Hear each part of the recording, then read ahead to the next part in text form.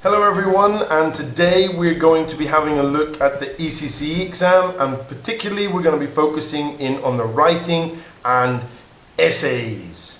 So this video, what we're going to do is I'm going to run through the facts, I'm going to run through the type of questions you'll get very briefly, and then there's a kind of model essay to show you the kind of level, and at the very end of the video I'll be giving you some tips as well. So let's have a look at the facts, shall we? Okay, the facts. Well, you have 30 minutes to write your essay. That's the first piece of bad news. Okay, because 30 minutes, well, that's not that long, but it's very doable. All right, because you're instructed to write about 1 page. And for this kind of level, B2 level, you're really looking between, I would say, 160 to 200 words. Around that would be perfect.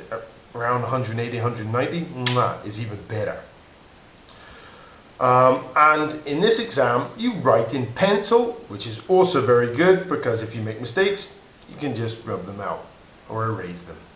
Very simple. So let's have a look at the kind of essay questions that you get. First of all, essays can be discursive or argumentative. What does this mean? Well, discursive, you're going to be just looking at one viewpoint, discussing one side of the argument, maybe talking about the problems or the advantages, something like that. Whereas an argumentative essay, you're going to be looking at both sides, maybe the advantages and the disadvantages, or something like that. Most of the time they will guide you, which is good, let's face it, by asking specific questions. Okay, for example, like this: what are the main causes of environmental damage in your area, and what possible solutions are there to these problems? So what kind of essay is this? Is it discursive or argumentative? Discursive, okay? Because first of all, you are going to discuss the main causes of environmental damage, and then after that, you're going to try and propose solutions to these problems. So this is an example of a discursive essay. So what we're actually going to do now is have a look. I've actually written this essay, so let's have a look. So I'm going to start off with my introduction. Nowadays, we have serious environmental problems in our local area, which include air, water and noise pollution. What are the main causes of this pollution, and what can we do to prevent it? So a very simple, short introduction, 3-4 lines, that's all you need, just emphasizing to whoever's reading it, the examiner, what the focus of the essay is on. So now, of course, my next paragraph is going to be discussing the forms or types of pollution. One of the worst causes of pollution is air and noise pollution caused by heavy traffic. In our local area, we have several main roads that are congested with traffic. The toxic fumes from the cars and buses reduce the quality of our air. Another cause of pollution is water pollution from the local hotels. Hotels in our area often dump sewage directly into the rivers or sea. So now we're going to move on to the next paragraph, which is obviously going to be the solutions to these problems. There are many solutions to these problems. There's my topic sentence telling the examiner what this paragraph is going to be about.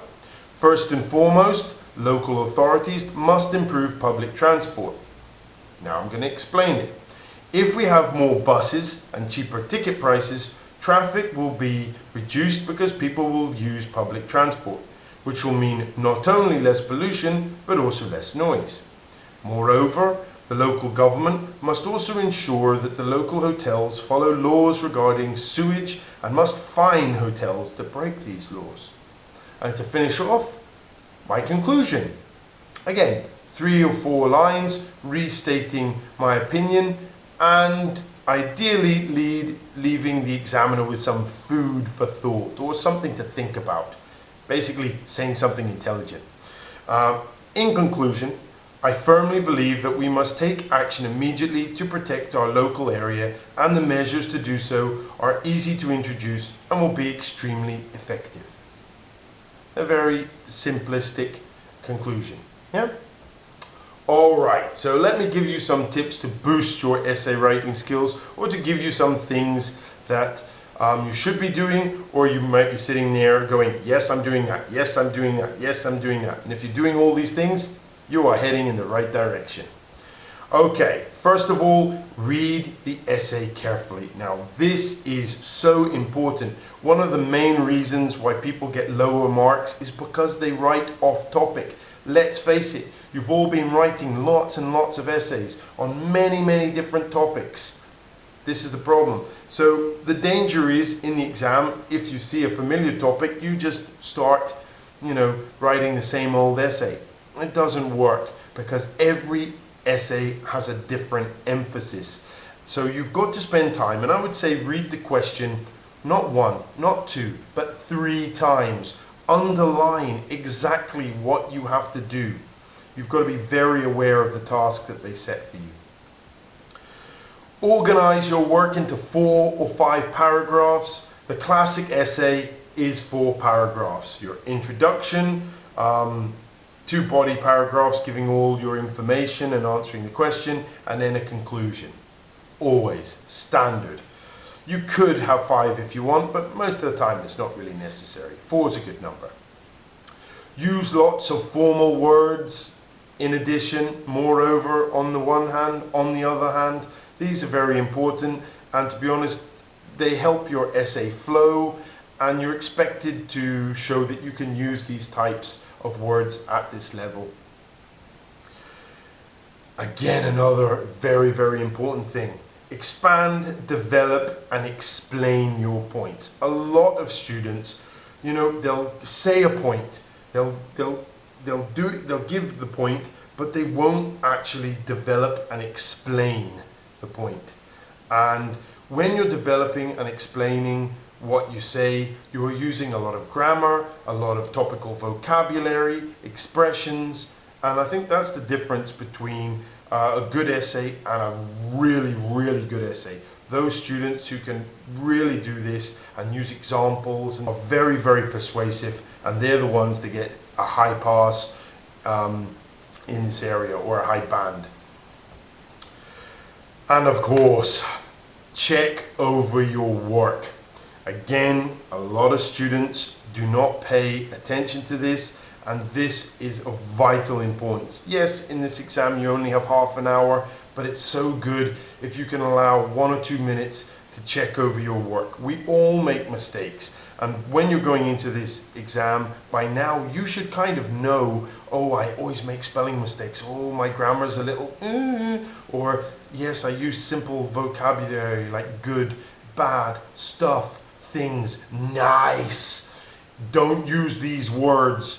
Improve on them. The examiners like to see you've made an effort with your vocabulary and you haven't just used lazy words like things and stuff. I hate those words. I hope this video has given you something to think about. If you want some help boosting your vocabulary for the ECCE exam, check out this video here. Apart from that, subscribe, and thanks for watching. Bye.